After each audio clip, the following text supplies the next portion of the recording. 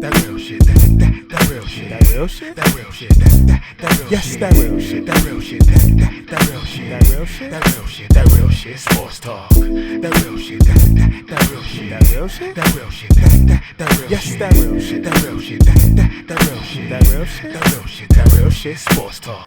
Checking camera 1, checking mic 1, checking light 1, checking light 2. What up, y'all? Coach Smith, aka Mr. Get You Right Up in this motherfucker, man. I want to welcome everybody to the 10th episode of That Real Shit Sports Talk. Shout out to everybody who watched the 9th episode, man. Seems like I caused a little bit of a shitstorm in my IG comments this week, just in regards to my statements about AB and LeBron. But, you know, that's how I go when you speak your mind. Not everybody's going to agree with you. I'm used to it. I'm good with it. Moving on. Today, I kind of want to get into the Tim Tebow comments. If y'all don't know, last week, California passed a bill that's going to allow the California universities to start paying student athletes. Tim Tebow went on ESPN and adamantly opposed paying student athletes. So today I kind of just want to get into why I see both sides of the argument, and I lean towards paying them because I was broke, but I understand why people don't want to pay them. Hold on.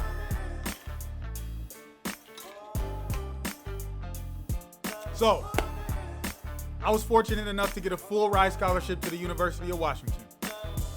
Full ride. So when I got to Seattle my freshman year, they made all the football players live in the dorms. All of us. We didn't have the option to stay off campus. So living in the dorms, our scholarship check was $150 every month. Now, at the time, I had a cell phone bill that was $85, $90. You know what I'm saying? So by the time I paid my cell phone bill, I had $60. Now at the time, all of our meals were covered. We actually had like $150 on just a food card that we could spend in the cafeterias, in the dorm restaurants, all that shit. But that was separate from, that was just for food. The per diem scholarship check, living in the dorms, like I said, was $150. So by the time I paid my cell phone bill, I had $60 left for the month for kicking money, take a girl out on a date money. $60. Fuck you finna do with $60 in a month? Not much.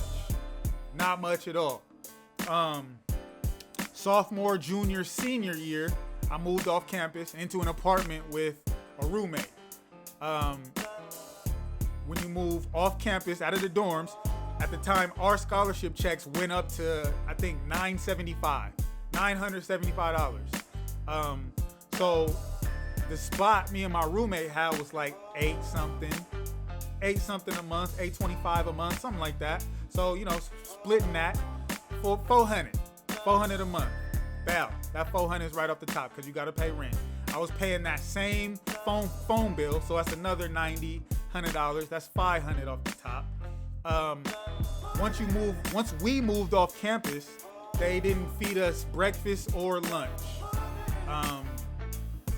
They fed us dinner, but breakfast and lunch we had to provide on our own with that $975 we got each month. So, like I said, by the time you pay rent, by the time I paid my cell phone bill, I had to buy groceries. How much do you think a 21-year-old man, football player, athlete, eats each month? Let's lowball and say $200 a month. And I was a wide receiver. I was a little dude. I wasn't the O lineman, the D lineman, the linebackers who could eat and needed to eat way more than I did. But $200 a month. That takes us to $700. Now, the little bit you got left is your spending money. So once you moved off campus, you did have a little bit more spending money, but it was still little to nothing. You know what I mean? At that point, you're 21, you're trying to go out. You definitely trying to take a chick out. Cause you know what I mean? It's some nice ladies walking around campus you trying to get to know. But pockets is on show on them scholarship checks. So this is why I say I agree that the players do need to be compensated better than they have in the past, better than they did when I was in college playing as a student athlete, because the student athlete is sought after by the university. It's not the other way around. So I think the universities do need to do a better job of providing for those student athletes and just providing them with a better experience, a more comfortable experience, a less stressful experience. Shit was stressful sometimes, especially living in the dorms, because that $60 would go fast in a motherfucker. And you'd be on short for the rest of the month, and you'd be fiending for that next $150. That was just finna go like that again anyway. So now I kind of want to get into, like I said, why I understand the opposition. Don't quote me on this because I don't have the exact numbers, but I think of my recruiting class, I think there was like 26, 27 of us in my recruiting class, my 2003 recruiting class. I think there were 13 or 14 of us that graduated, that actually graduated, which to me is what the opposition's number one argument is that a lot of student athletes don't take full advantage of the academic experience or the academic side of things. And I do agree with that, because not all, especially football dudes, not all the football players make it 4 years. I don't think a lot of people know that the scholarships get renewed every year based on health, performance, academic standing. So if you don't make it through those 4 years, you don't apply to the university's graduation statistics. So the fact that, you may not even make it through your 4 years, but you want to get paid is what I think most of the universities are afraid of. Like, okay, you gonna come here for a year or two, make a lot of money, not even really play, and then never even go to class and not contribute to our academic graduation rate. I went to Helix High School in San Diego, California. So they did a great job of preparing us for academics and football.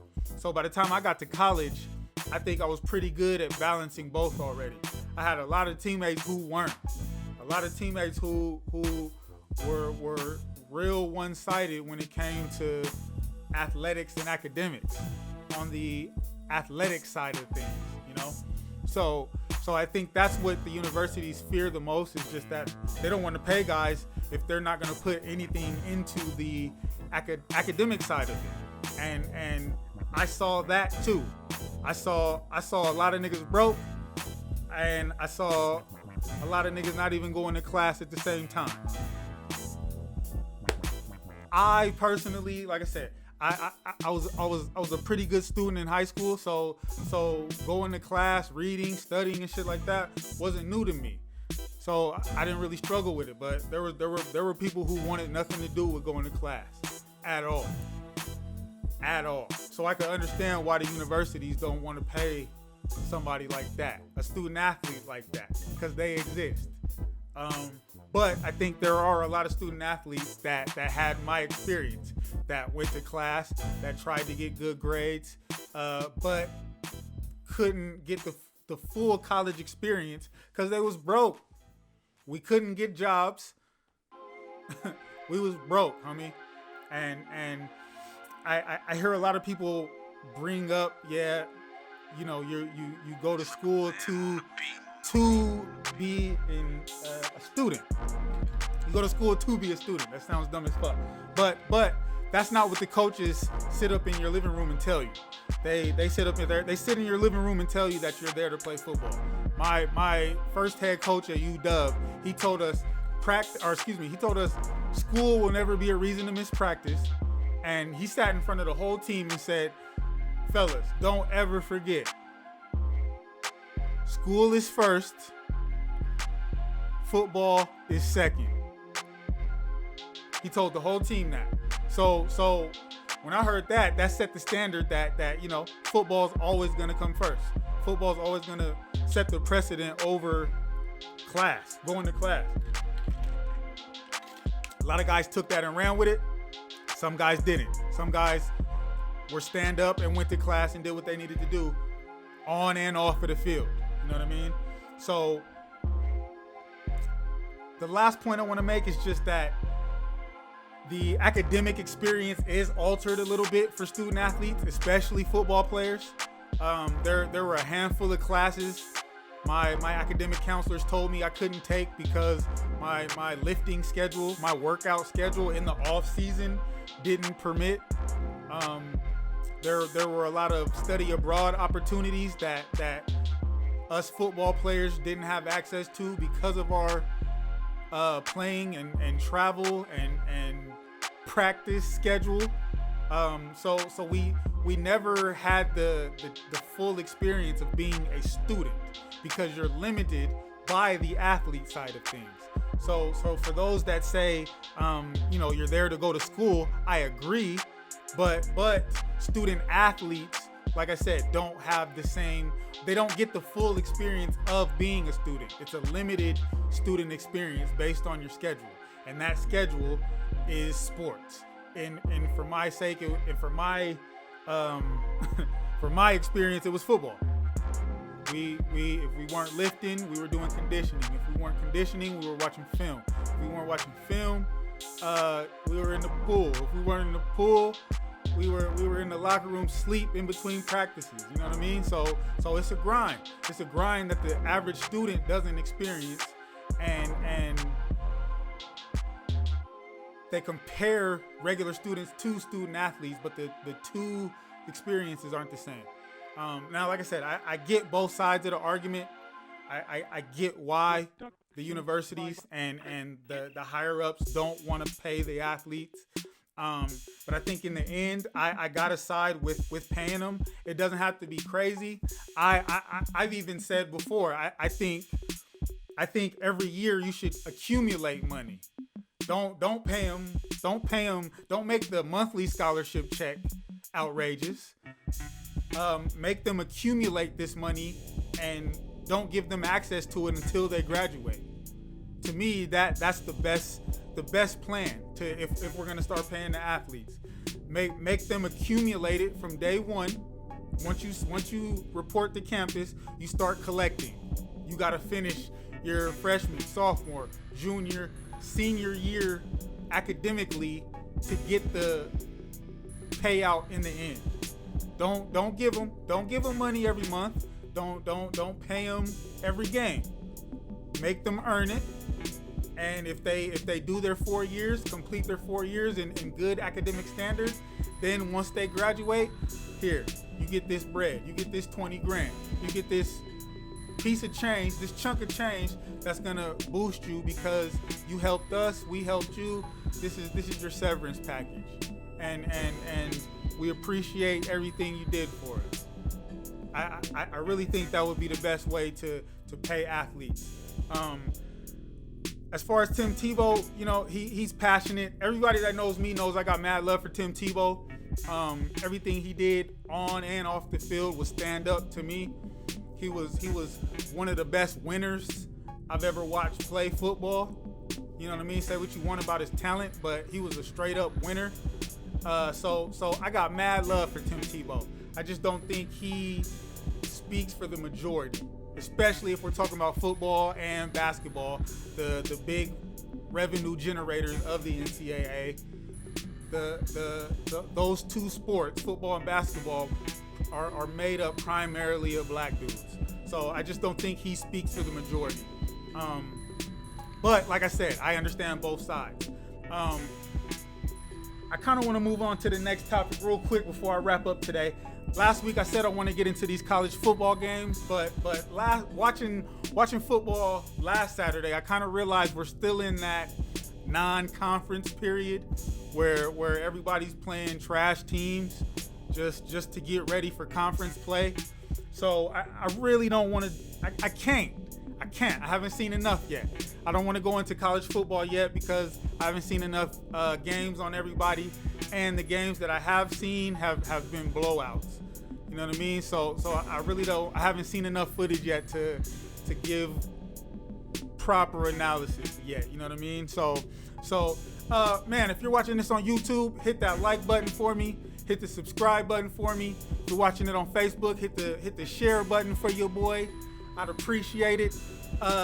Thank you for everybody for watching this 10th episode, man. Let me know what you think. Do student athletes need to get paid or not? I'd love to hear your opinion. Drop a comment below. Let me know what you think. Thank y'all for watching. That Real Shit Sports Talk.